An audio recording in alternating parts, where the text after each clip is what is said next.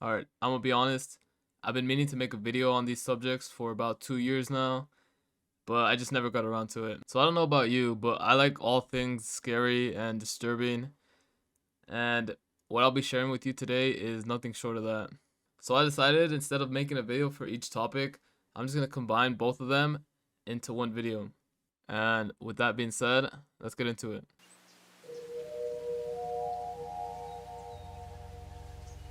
October 2019. It was a regular day, and I was sitting at my desk in my freshman dorm. Out of curiosity, I started to search for any haunted locations nearby, just to see if I could dig up anything interesting. This place is kind of in the middle of nowhere, so I expected nothing from this. Aside from a few said to be haunted locations on campus, with not much evidence supporting them, there were two things that stood out to me, and I would say I definitely dug up more than I expected.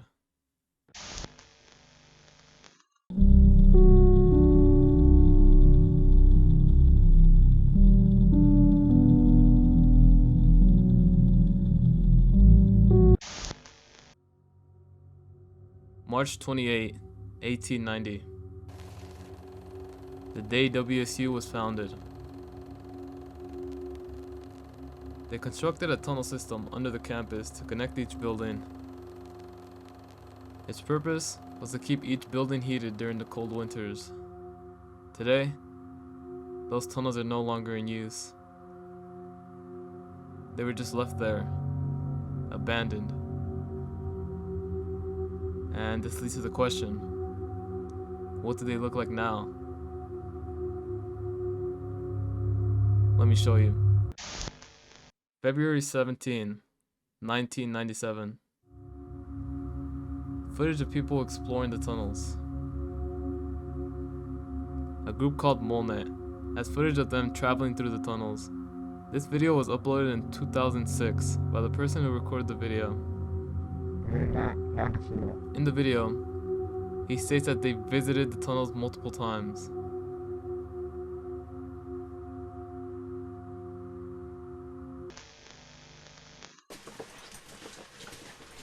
Hi there, I'm Aaron, aka MoleNet94 on the UER and Infiltration web boards, and I'll be popping in throughout this 20-minute video to explain what you're seeing. This is what the Washington State University tunnels looked like in February of 1997. It's February 2006 now, almost 9 years after I shot this video. This was on our last of several dozen trips into the tunnels. As the video goes on, they share everything that they found while exploring the tunnels. The conditions of the tunnels are not great. Many paths are dangerous and even impossible to walk through. Keep in mind that this video was recorded back in 1997, so you can assume that the condition of these tunnels are currently worse than they appear. Now, it is unknown if the people in the video are students at the time, but him claiming that they've been here more than a dozen times, it's safe to assume that they were. They also uploaded the video years after they recorded it, saving it for a later date. Another thing to mention is that they felt the need to blur their faces, but they could also have just wanted to keep their identity unknown. Regardless, here's some things that they show in the video.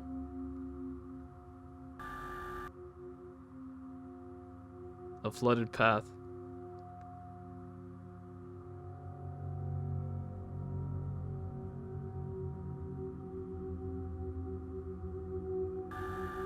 Tight crawling spaces.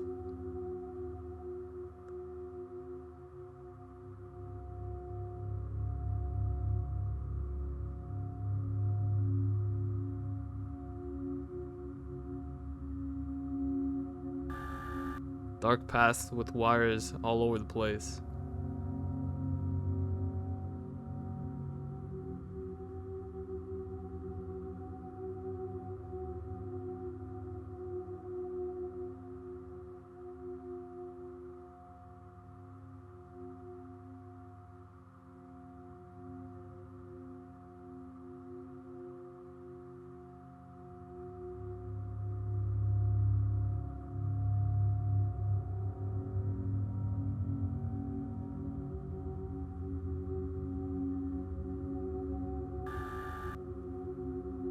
old beat up pathways.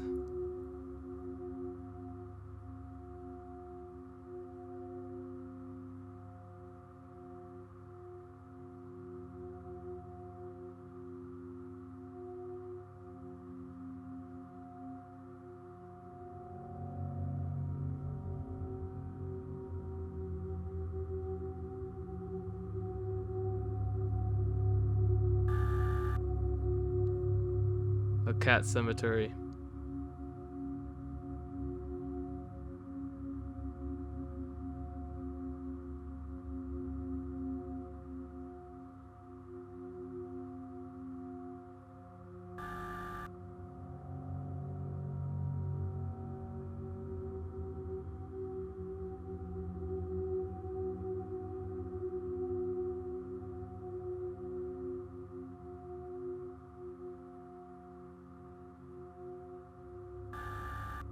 And a broken pipe that is blasting off steam at an extreme temperature, blocking off the path.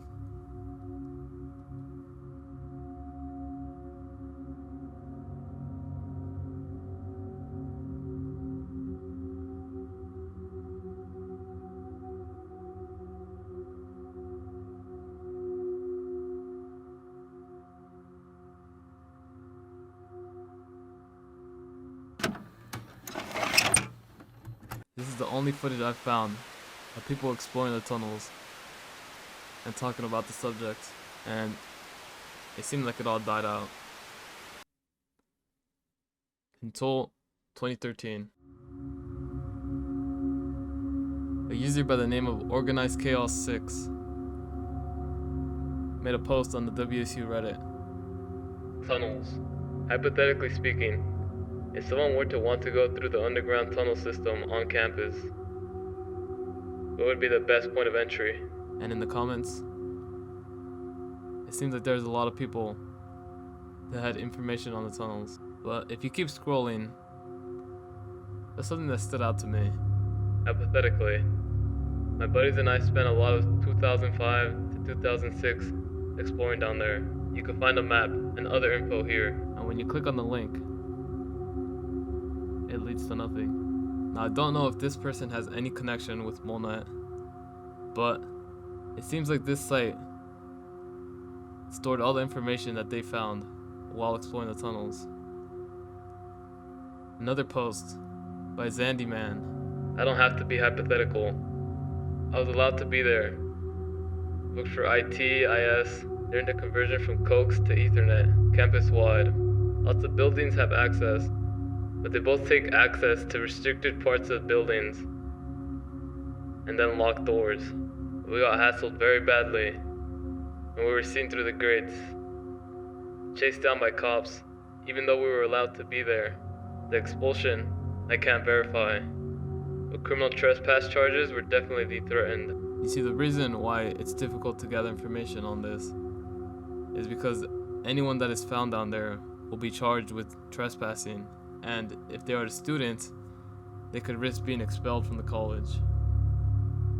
After reading about this topic, I kind of forgot about it until one day when I was walking on campus and I discovered something that resembled the tunnels in the video.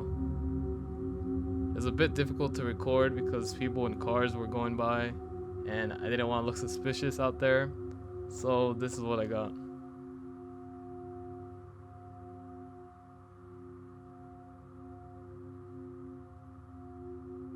After further research, I found that unfortunately, the domain name used by MolNet is no longer owned by anyone. Okay, so at the time of this recording, I was actually done editing the video and I was ready just to upload it when my friend recommended me to put the link from the Reddit post into the Wayback Machine, and sure enough, this is what we found. MolNet, the name adopted by a group of urban explorers who entered and mapped the Washington State University utility tunnels between September 1994 and February 1997. Mole, of course, refers to tiny animals which dig tunnels underground. Net is the radio jargon for a group of radio operators chatting on the air. We often had several people underground and several people on the surface. all on radios, talking to each other about where we were, etc. Often, the people on the surface were directed to stomp on manhole covers so that both teams can correlate positions. This practice ceased after we explored all the main routes and gained a fair institution for where we were. After this, we tended to go after specific things, like entry into basements we hadn't seen, or into new stretches of tunnels. Overall, we probably made 30 or more trips into the tunnels, most of the wee hours of Saturday mornings, when we figured would-be tunnel cops would certainly be on Greeks Road dealing with the drunks. This is what the website looked like in 2006, and it contained all information that they gathered while in the tunnels. The link to the map unfortunately still leads to a dead end, but they have listed points of interest in the tunnels, along with stories of the tunnels, and there's actually one in particular that I will share with you. Strange gravity experiments under East Lick. The basement of East Lick Hall was always locked. Standard operating procedure was to send someone down to the basement floor as we passed the turnoff to see if by some miracle it was unlocked. I suppose it just seemed strange to us that this one basement would be locked up when most of the others were wide open. Well, I forgot who had East Lick duty that night. I even forgot the night it was. But one night, the door was actually unlocked. We were all filled in, and we realized that we were standing on the ledge up near the ceiling of a cavernous chamber. There was a metal ladder plummeting into the darkness. When we reached the floor and started looking around, it became apparent that this space was being used for some kind of lab. The only part I remember really well was that there was an elevator shaft that was not being used for an elevator. Rather, it appeared to be set up as some kind of drop lab. That is, it appeared that things were being dropped down the shaft and recorded for some strange experiment. The shaft was utterly void of elevator machinery, and instead full of video cameras. Why would they be filming utter darkness all night in the basement of a building? I wish I'd taken better mental notes on what else was down there. But suffice it to say, it was not your average basement. By the looks of it, it seems like there was a lot more to the group than what I once thought. The site also contained pictures that they gathered, along with videos.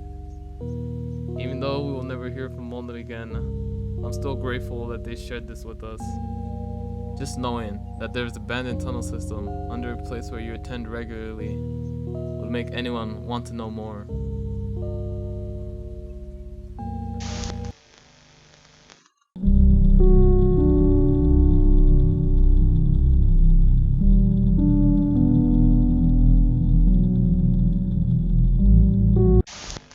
Moving on from a location that's underground, this one is hard to miss. 1893. The St. Ignatius Hospital was built in the small town of Colfax, Washington.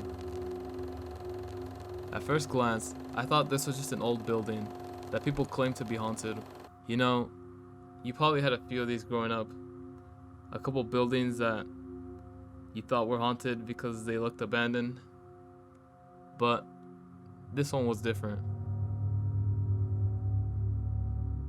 Enough noise that the building being haunted got around that a ghost hunting group set off to visit the town and record their findings.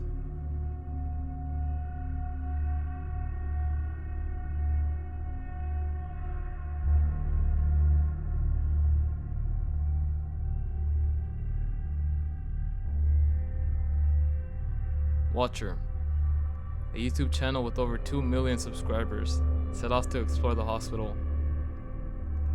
Their entire channel is all about exploring ghost cases, and in this video, they go through every room in the hospital.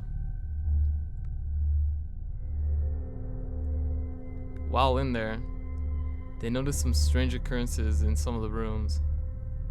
If you're interested in watching the video, I'll leave a link in the description. I did some more digging, and I found this site of the hospital where you can book time slots to visit the hospital. Personally, I think making the location public ruins it a bit for me, but nonetheless, it's still cool to have a known haunted building close by.